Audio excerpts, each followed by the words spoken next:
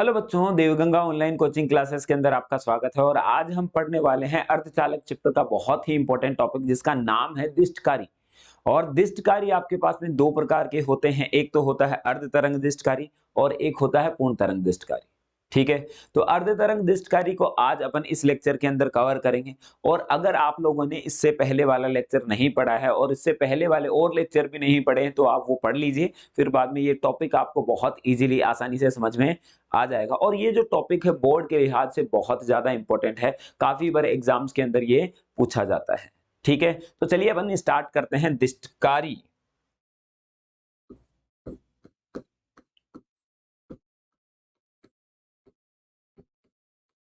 इसको इंग्लिश में बोलते हैं रेक्टिफायर। क्या होता है रेक्टिफायर, वो हम देखते हैं पहले। तो अब हमारे पास में जो दिष्टकारी क्या होती है, एक ऐसी युक्ति है जो कि प्रत्यावर्ती वोल्टता को दिष्ट वोल्टता में परिवर्तित करती है। जैसा कि अपन जानते हैं कि भाई अपने घरों में जो बिजली आती है, धारा आती है, वो प्रत्यावर्ती धारा आती है और वोल्टता आती है प्रत्यावर्ती वोल्टता। ठीक है बात। लेकिन जब अपने को इसी बिजली को स्टोर करना होता है किसी बैटरी के अंदर, और बैटरी के अंदर जो अपन स्टोर कर पाते हैं वो कौन सी धारा होती है, कौन सी वोल्टता होती है, दिष्ट वोल्टता। तो हमारे पास में क्या करना पड़ेगा, इस प्रत्यावर्ती वोल्टता को हम उस बैटरी को जो चार्ज कर रहे हैं इस प्रत्यावर्ती वोल्टता से ही तो कर रहे हैं, तो उसको परिवर्तित करने के लिए अपने को एक युक्ति चाहिए जिसको अपन बोल रहे हैं चार्जर। और चार्जर के अंदर अपन यूज करते हैं दिष्टकारी। ठीक है, कर सकते हैं। तो क्या कहने का मतलब क्या है कि दिष्टकारी का काम क्या है, वो एक ऐसी युक्ति है जो कि प्रत्यावर्ती वोल्टता को दिष्ट वोल्टता में परिवर्तित करती है। ठीक है, बात समझ में आई। तो दिष्टकारी की डेफिनेशन लिखते हैं। यह एक ऐसी युक्ति है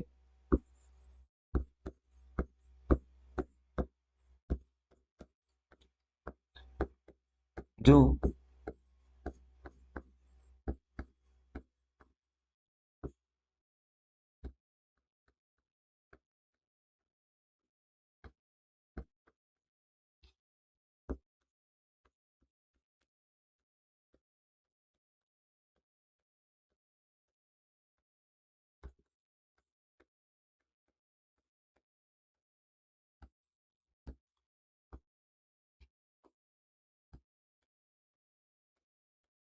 जो प्रत्यावर्ती वोल्टता को दिष्ट वोल्टता में जो परिवर्तित करने वाली युक्ति ही क्या कहलाती है आपके पास में, दिष्टकारी कहलाती है।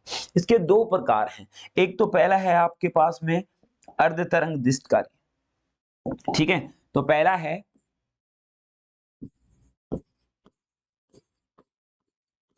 अर्ध तरंग दिष्टकारी।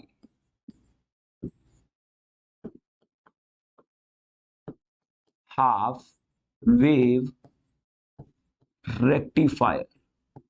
देखो, सबसे पहले तो अपने को इसका डायग्राम बनाना पड़ेगा। और जैसा कि नाम से ही विदित है, देखो नाम से ही अपने को पता चल रहा है कि ये क्या करता है, आदि तरंग का दिष्टकरण करता है। कि वह युक्ति होती है जो केवल प्रत्यावर्ती वोल्टता की आधी तरंग का दिष्टकरण करती है। इसी युक्ति को अपन क्या बोलते हैं, अर्ध तरंग दिष्टकारी कहते हैं। तो किसका दिष्टकरण करती है, आधी तरंग का दिष्टकरण, आधी तरंग का दिष्टकरण करती है।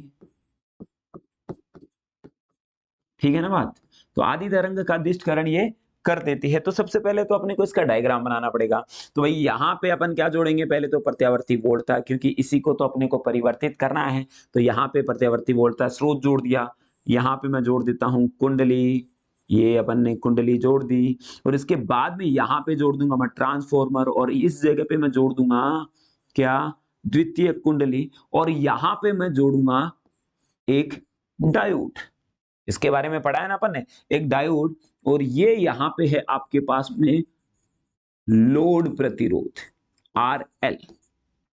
ठीक है, ये डायोड है, उसका ये भाग P है और ये भाग क्या है, N है। ये बात तो क्लियर है ना। तो ये जो है ना आपके पास में, ये है, ये आपके पास में क्या है, प्राथमिक कुंडली है।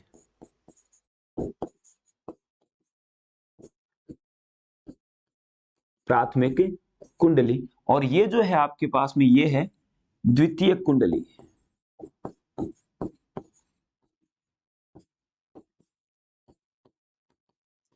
और ये आपको जोड़ा गया है, ये जो आपके पास में ये जो चीज है वो है ट्रांसफॉर्मर।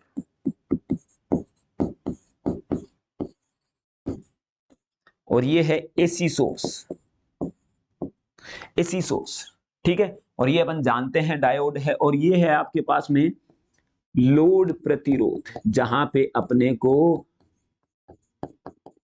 दिष्ट वोल्टता प्राप्त करनी है। यहां पे मैं एक्स पॉइंट जोड़ देता हूं, टर्मिनल जोड़ देता हूं, यहां पे मैं वाई टर्मिनल को जोड़ दूंगा। तो अपन ने क्या बढ़ाया कि भाई सबसे पहले तो आपको ये परिपथ चित्र याद रखना पड़ेगा, बनाना पड़ेगा। इसके अंदर अपन ने सबसे पहले तो एसी सोर्स को जोड़ा है, प्रत्यावर्ती वोल्टता स्रोत को जोड़ा है, और उसके बाद में अपन ने जोड़ दी है एक कुंडली, ठीक है। उसके बाद में अपन ने जोड़ा है ट्रांसफॉर्मर। ट्रांसफॉर्मर का काम तो अपन जानते हैं, ट्रांसफॉर्मर का काम क्या है कि भाई जब आपके पास में उच्च वोल्टता आ रही है तो उसको निम्न भी कर सकता है, और निम्न वोल्टता आ रही है तो उसको उच्च भी कर सकता है। ये डिपेंड करता है कि ट्रांसफॉर्मर का टाइप कौन सा है। ट्रांसफॉर्मर का काम क्या होता है ये मालूम है ना। ट्रांसफॉर्मर का काम ये होता है कि जब आपके पास में उच्च वोल्टता आ रही है तो वो निम्न वोल्टता में भी परिवर्तित कर सकता है, और निम्न आ रही है तो उसको उच्च वोल्टता में परिवर्तित कर सकता है। तो ये दो प्रकार के आपके ट्रांसफॉर्मर होते हैं अपनी कंडीशन के आधार पे। तो यहाँ पे अपन ने ट्रांसफॉर्मर जोड़ दिया, और यहाँ पे जोड़ दिया अपन ने द्वितीयक कुंडली, और इसके श्रेणी क्रम में अपन ने जोड़ दिया है क्या, डायोड, और यहाँ पे लोड प्रतिरोध। अब इसी की हेल्प से हम क्या करेंगे कि प्रत्यावर्ती वोल्टता को दिष्ट वोल्टता में परिवर्तित करेंगे। तो प्रत्यावर्ती वोल्टता का जो इनपुट संकेत है वो तो इस प्रकार से बनता है। प्रत्यावर्ती वोल्टता इस प्रकार से मूव करती है, जानते हैं ना ये तो अपन। और यहाँ पे अपन जानते हैं कि भाई ये जो है आपके पास में ये तो कितना होता है π/2, ये पाई, ये 3π/2, और ये 2π, ऐसे ही चलता है आपके पास, ठीक है ना बात। अब यहाँ पे ये तो क्या है, इनपुट है, क्या है, इनपुट वोल्टेज। इसको अपन निवेशी वोल्टता बोलते हैं। क्या बोलते हैं, निवेशी वोल्टता, निवेशी वोल्टता, ठीक है। तो निवेशी वोल्टता ये अपन दे रहे हैं इसके अंदर, ये यहाँ पे अप्लाई अपन कर रहे हैं। अब ट्रांसफॉर्मर अपना काम कर रहा है, इसको उच्च या निम्न करने का काम कर सकता है, वो ये कर रहा है। अब यहाँ पे क्या होगा, अब ये अपन देखते हैं ना। तो भाई यहाँ पे तो मैं पहले पॉइंट मान लेता हूँ P1, मान लेता हूँ, यहाँ पे P2 मान लेता हूँ। P1 और P2 क्यों, क्योंकि ट्रांसफॉर्मर है, प्राथमिक कुंडली है, तो प्राइमरी का पॉइंट P1 दे दिया, इसको दे दिया अपन ने P2 दे दिया। और यहाँ पे द्वितीय कुंडली है, तो यहाँ पे मान लेता हूँ मैं S1, और यहाँ पे मैंने मान लिया S2। बोलो बात क्लियर है ना, सिंपल है ना। तो अब यहाँ पे आपके पास में अपन जानते हैं कि प्रत्यावर्ती वोल्टता, हम जानते हैं कि प्रत्यावर्ती वोल्टता के जो इंडिया के अंदर जो फ्रीक्वेंसी है, आवृत्ति है, वो 50 हर्ट्ज है। कहने का मतलब 50 बार वो एक सेकंड के अंदर 50 चक्कर पूर्ण करती है।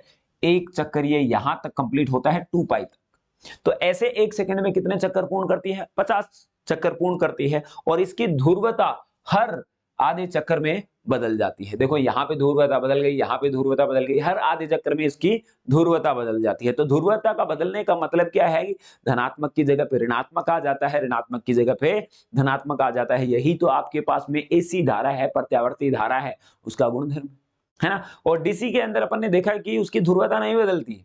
वहां पे क्या होता है कि परिमाण बदल सकता है लेकिन दिशा नहीं बदलती है। लेकिन वो बाद की बात है, अपन बात करते हैं कि अपन ने जो एसी वोल्टता अप्लाई कर दी, तो अब क्या होगा इसके अंदर वो देख लेते हैं ना। तो यहाँ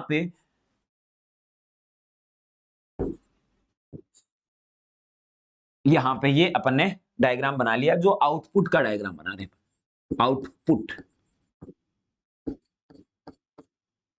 वोल्टेज, इसको अपन बोलते हैं निर्गत वोल्टता। निर्गत वोल्टता का ये अपन डायग्राम बना रहे हैं। तो सबसे पहले क्या हुआ कि मान लिया कि भाई अपन जान रहे हैं कि यहाँ पे पहले क्या आ गया, ऋणात्मक आवेश, क्योंकि ध्रुवता बदल सकती है, ऋणात्मक भी आ सकता है, धनात्मक भी आ सकता है।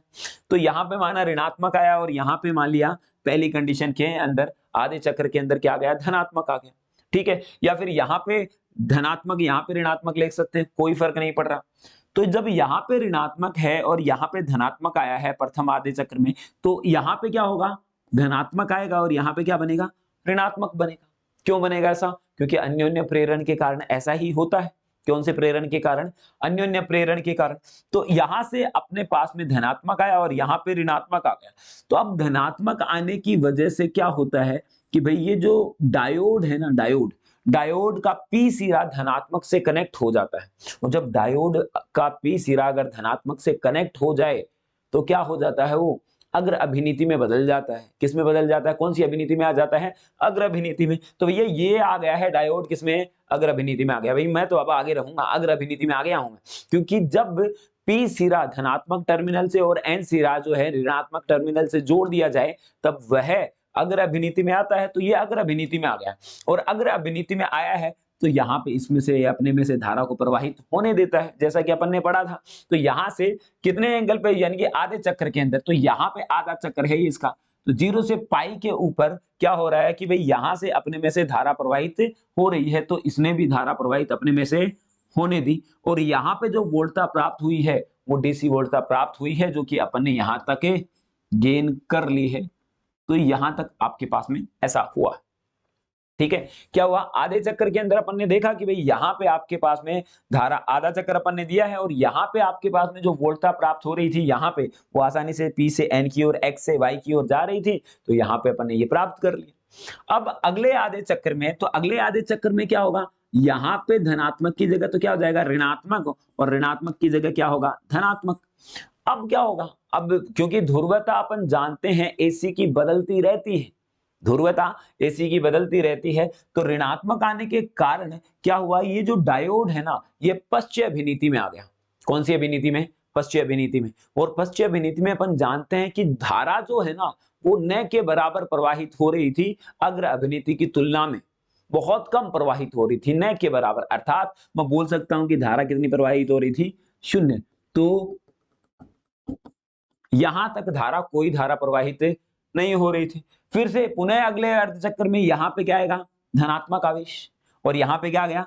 ऋणात्मक आवेश। तो ये डायोड पुनः किस में आ जाएगा? अग्र अभिनीति में आ जाएगा। किस में आ जाएगा?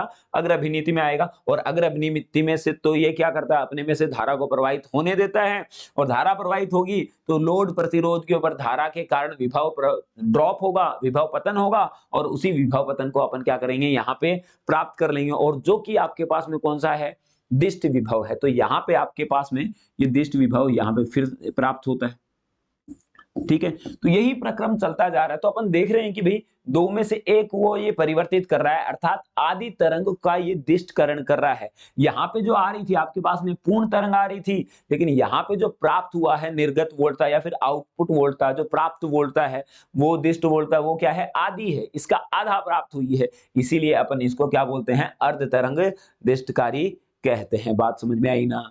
ठीक है, तो एक बार इसकी थ्योरी कैसे लिखेंगे उसके बारे में बात करते हैं। तो भाई जब अपन क्या करते हैं कि भाई सबसे पहले तो अपने को इस डायग्राम के बारे में थोड़ा सा लिखना पड़ेगा। सबसे पहले प्राथमिक कुंडली को अपन एसी सोर्स से जोड़ते हैं, तथा उसके पश्चात ट्रांसफॉर्मर की सहायता से द्वितीय कुंडली को जोड़ दिया जाता है। और उसके पश्चात हम क्या करते हैं? द्वितीय कुंडली को एक तो डायोड, एक लोड प्रतिरोध से क्षेत्रानुसार संयोजित कर देते हैं। अब एसी सोर्स होने के कारण S1 व S2 पर धनात्मक व ऋणात्मक आते रहते हैं, बदलते रहते हैं, ध्रुवता बदलती रहती है। तो प्रारंभ में मान लिया कि S1 पर ध्रुवता धनात्मक है और S2 पर ध्रुवता ऋणात्मक है, तो जिसकी वजह से जो डायोड है वो किस में आ गया है? अग्र अभिनीति में आ गया है। और अग्र अभिनीति में अगर डायोड आया है तो अपने में से तो धारा प्रवाहित होने देगा, और धारा प्रवाहित होगी तो लोड प्रतिरोध पर क्या होगा? विभव का पतन होगा, और इसी विभव को अपन प्राप्त कर लेंगे, और वही विभव क्या होगा? दिष्ट विभव होगा।